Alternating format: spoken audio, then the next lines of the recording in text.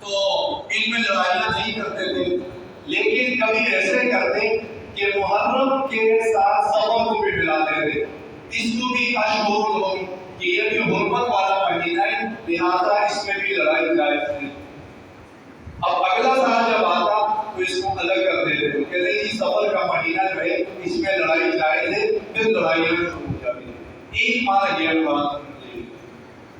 اسی طرح پہلے عرب کے ہاں یہ تھا جو کام بھی صفر کے مہینے میں شروع ہو جائے وہ بے برکت ہوتا ہے، اس میں برکت نہیں ہوتی۔ یہاں تک شرع ابو داؤد کی شرع ہے، اس کے اندر لکھا ہے ان کا یہ عقیدہ تھا اہل عرب کا کہ آپ جو بھی کام کریں، شادی ہو یا کوئی بھی کام صفر کے اندر آپ نے شروع کر دیا تو وہ بے فائدہ ہوتا ہے، بیکار، بے برکت ہوتا ہے۔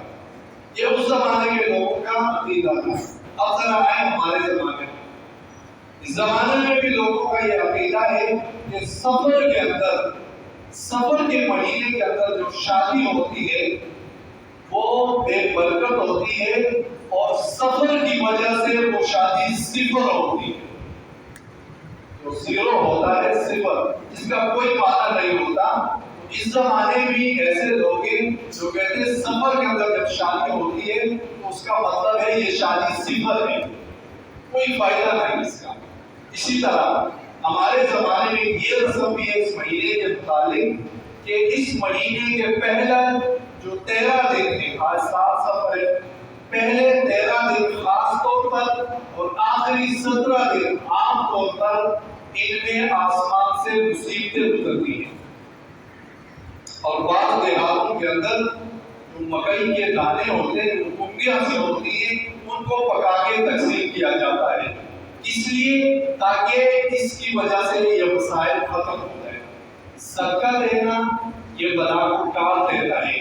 انفاق فی سبیل اللہ، اللہ کے راستے میں خرچ کرنا بہت بڑی بات ہے، اطاعت رسول بھی ہے اور شریعت کے حکم کی پابندی بھی ہے، لیکن اس لیے یہ چیزیں بنا کے کہ جی یہ سفر کی وجہ سے یہ مسائل ہوتے ہیں، یہ منحوس مہینہ اس کی وجہ سے ہم کرتے ہیں، تو اس وجہ سے انسان کو ثواب کے بجائے گناہ ہوتا ہے۔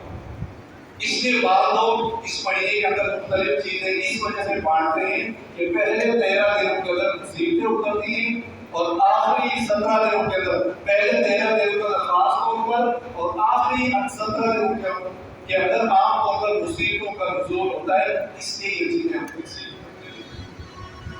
یہ ساری چیزیں جو ہیں اسلام اس کی صراحت نفی کرتا ہے۔ اسلام کے اندر کوئی ایسی بات نہیں کہ یہ مہینہ منحوس ہے، یہ برکت والا ہے، یہ دن منحوس ہے، یہ بابرکت ہے، یہ وقت منحوس ہے، یہ بابرکت ہے، ایسا کوئی نہیں۔ اسلام نے انسانیت کے ایک پہلو کی رہنمائی کی۔ تاریخ کے اندر ایک واقعہ لکھا ہے کہ حضرت عمر فاروق رضی اللہ تعالیٰ عنہ کے زمانے میں دریا نیل خشک ہو گیا۔ اس زمانے میں مصر کے اندر جب اسلامی سلطنت قائم ہوئی، عمر بن عاص رضی اللہ تعالیٰ عنہ کے گورنر مقرر ہوئے، تو وہاں یہ ترتیب تھی کہ لوگوں کی معیشت کا دار و مدار وہ دریائے نیل پہ تھا۔ اب ہر سال یہ دریائے نیل کا پانی جو ہے خشک ہو جاتا۔ گورنر کو جب پتہ چلا کہ اس سال پانی خشک ہو چکا ہے، اور یہاں ایک رسمی بات ہے وہ یہ کہ ایک لڑکی کو دلہن بنایا جاتا، کنواری لڑکی کو، اور اس کو اس دریا کے اندر ڈالا جاتا، اس کے بعد وہ دریا چل پڑتا۔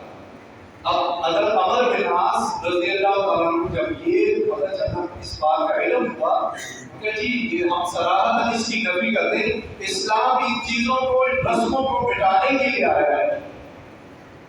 اب 2-3 دن ایسے گزر، ایک مہینہ گزرا، لوگوں نے وہاں سے ہجرت شروع کر دی کہ جی پانی خشک ہو گیا، ہمارا کاروبار تباہ ہو گئے۔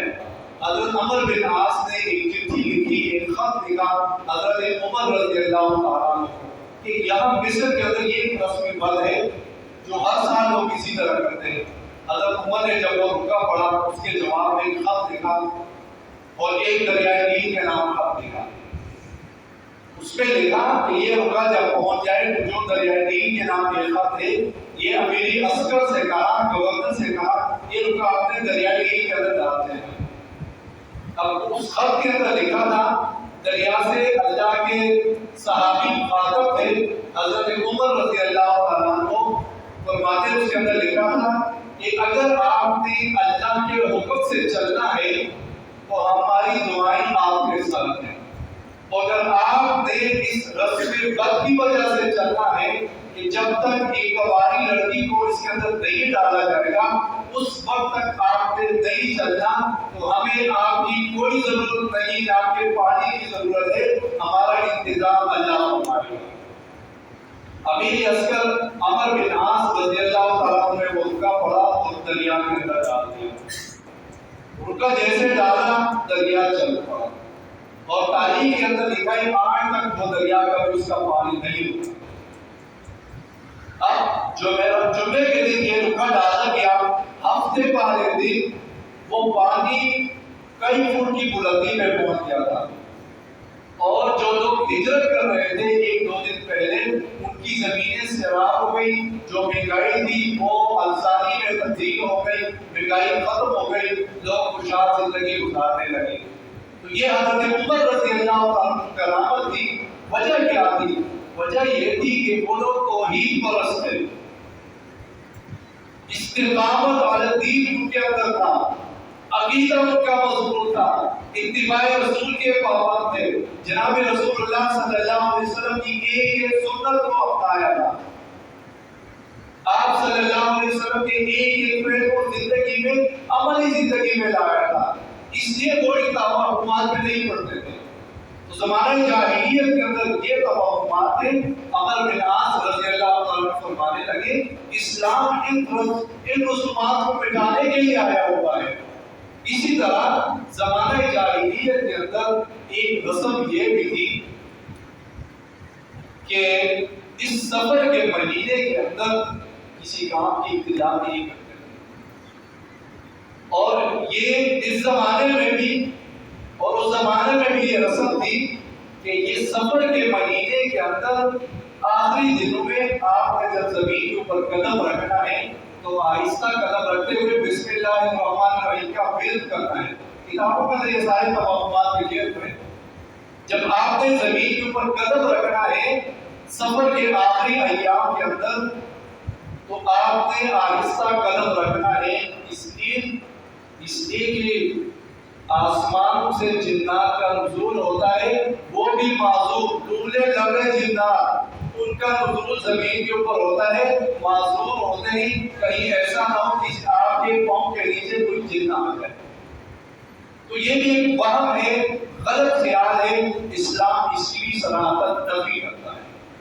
اس لیے اللہ کے رسول صلی اللہ علیہ وسلم نے فرمایا الطیرۃ شرک، الطیرۃ شرک، الطیرۃ شرک، بس پانی لینا، نبوغ منحوس کرا دینا کسی چیز کو، یہ شرک ہے۔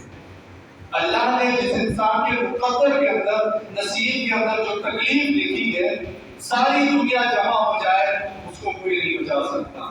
ایک انسان ہے اللہ نے اس کو عزت عطا کر دی ہے، ساری دنیا مل جائے کوئی بھی اس کو ذلیل نہیں کر سکتا۔ اللہ فرماتے ہیں قُلْ لَن يُصِيبَنَا إِلَّا مَا كَتَبَ اللَّهُ لَنَا، جو بھی انسان کو تکلیف پہنچتی ہے یہ اس کے نصیب میں مقدر میں اللہ نے پہلے سے لکھا ہوتا ہے، اس انسان نے یہ کرنا ہے، یہ گناہ سے ہوگا، یہ جلدی کرے گا، سارا کچھ اس کے لیے مقرر ہوتا ہے، کوئی مہینہ وقت منحوس نہیں ہوتا۔ اور ان چیزوں کے